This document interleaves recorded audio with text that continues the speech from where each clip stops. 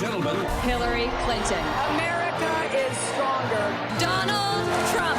For the presidency of the United States. En route vers la Maison-Blanche, à la veille du scrutin, on retrouve aux États-Unis en direct Xavier Yvon, notre correspondant, et François Clémenceau, lui aussi en direct. Bonsoir à tous les deux. Xavier, on commence avec vous, Xavier. Donc on le disait, dernier jour de campagne aujourd'hui. Le vote, c'est demain. Et oui, même Donald Trump a montré sa montre hier en meeting en disant « Plus qu'un jour, est-ce que vous y croyez ?» Oui, c'est vrai, difficile de croire qu'on arrive au bout de cette campagne la plus folle de l'histoire. Et évidemment, on ne pouvait pas finir sans un énième rebondissement. Hier, le directeur du FBI a envoyé une lettre pour dire que finalement, il n'y avait rien de neuf dans l'affaire des emails d'Hillary Clinton. Vous vous souvenez, il y a 10 jours, ce même directeur du FBI avait lâché une bombe. Ses agents avaient retrouvé des centaines de milliers de nouveaux emails suspects. Il fallait les examiner pour savoir s'il y avait matière à poursuivre Hillary Clinton. Eh bien non, même conclusion que cet été, le FBI referme le dossier, tout ça pour ça. Les commentateurs sont très sévères avec le directeur du FBI parce qu'après son annonce choc, l'avance confortable d'Hillary Clinton dans les sondages a fondu. Ces derniers jours, des millions d'Américains ont voté en avance, comme c'est possible ici, sans avoir cette dernière information. Et c'est donc le énième et dernier rebondissement de cette affaire. Xavier, comment ont réagi les deux camps ?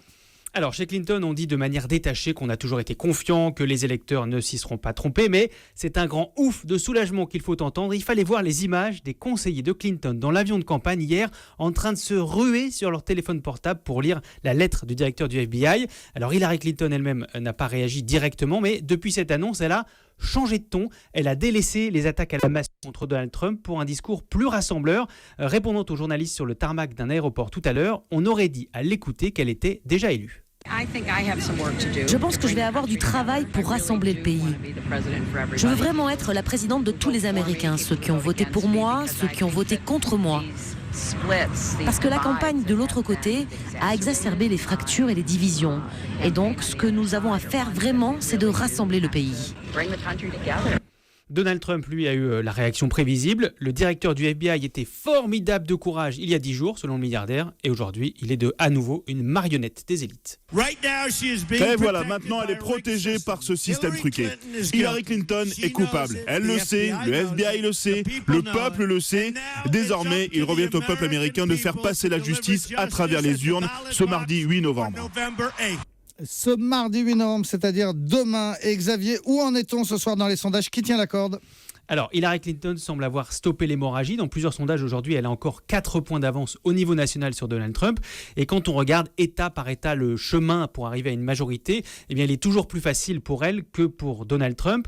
Parmi les indicateurs, il y a par exemple la bourse de New York qui est ouverte en forte hausse ce matin. Ça veut dire que Wall Street est à nouveau confiant dans la victoire d'Hillary Clinton. Mais il y a une dynamique Trump et évidemment, tout peut encore arriver. Hillary Clinton le sait et elle met tout en œuvre. Elle va diffuser ce soir une pub de 2 minutes dans les prime time, notamment pendant The Voice. Elle sera toute seule face caméra.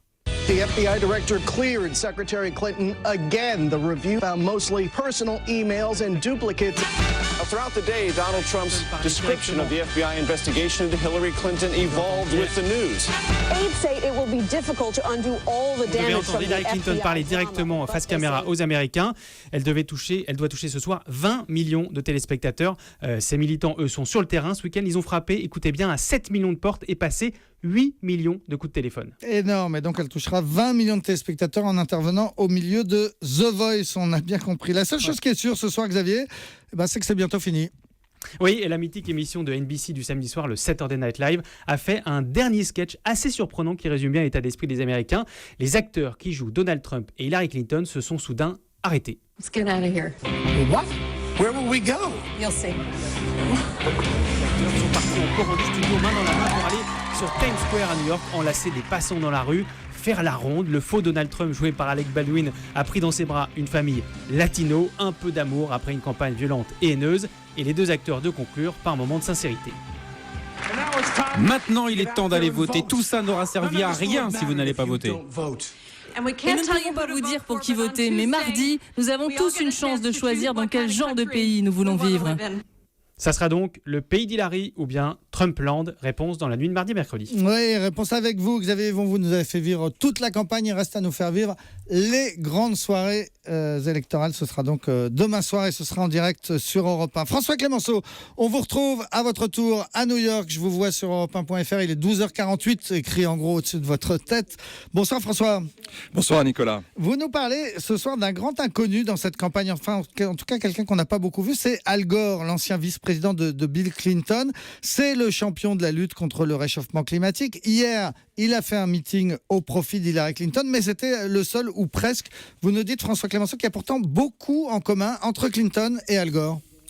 Oui, c'est vrai. En fait, ce sont les deux seules stars de la politique côté démocrate à avoir eu les meilleures chances d'incarner un troisième mandat à la Maison-Blanche pour leur parti. Et c'est donc intéressant de voir comment Hillary Clinton a essayé de se servir des leçons de la défaite d'Al Gore en 2000 pour ne pas perdre en 2016. La première de ces leçons, c'est qu'il ne faut pas faire campagne contre le bilan du président sortant. Al Gore, en 2000, avait refusé le soutien de Bill Clinton sous prétexte que sa fin de mandat avait été salie moralement par le scandale de l'affaire Lewinsky et la tentative des républicains de le destituer. Résultat, Clinton n'avait prononcé qu'un seul discours cette année-là, pendant la convention, et lorsque Gore a senti qu'il allait perdre un État important comme le New Hampshire, il n'avait pas appelé Clinton à la rescousse, alors qu'il avait remporté cet État 2 fois de suite en 92 et 96. Et donc, aujourd'hui, que fait Hillary Clinton? Elle ménage le président Obama, avec qui pourtant elle est en désaccord sur certains sujets, mais surtout, elle le fait intervenir au bon moment et au bon endroit, de façon à conforter les démocrates qu'elle est bien, elle, l'héritière du double mandat d'Obama, et en même temps, une tacticienne qui sait utiliser ses munitions avec méthode. Oui, mais justement, pourquoi est-ce qu'elle n'a pas plus utilisé Al Gore alors qu'il est très populaire ? Eh bien voilà, pour ça il aurait fallu qu'Al Gore lui-même accepte. Or, comme en 2008, il avait refusé de soutenir Hillary pendant les primaires et il n'a offert par la suite qu'un service minimum. Il faut le dire franchement, Nicolas, Al Gore n'a jamais aimé Hillary. Il la trouve machiavélique et sans idéal, et s'il est venu la soutenir pour la première fois à la mi-octobre en Floride, c'était à la seule condition de rester sur son thème fétiche, le climat, puisque la Floride venait d'être percutée par l'ouragan Matthew. Idem dans le Colorado, c'est exactement sur le même thème qu'il intervient. Sauf qu'Al Gore, pour Hillary Clinton, personnifie aussi l'échec et le risque de l'échec. Clinton n'a donc utilisé Gore qu'au lendemain des déclarations affolantes de Trump sur son refus de garantir qu'il reconnaîtrait les résultats de l'élection.